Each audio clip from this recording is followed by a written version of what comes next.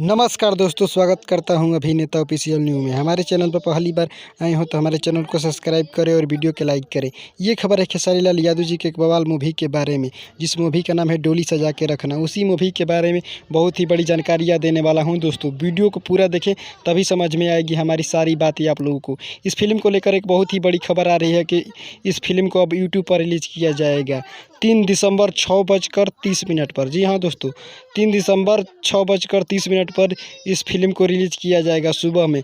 जो भी भाई लोग इस फिल्म को देखना चाहते हैं कृपया जाकर SRK म्यूजिक पर 3 दिसंबर 6:30 पर जाकर देख सकते हैं। इस फिल्म को रिलीज़ कर दिया जाएगा।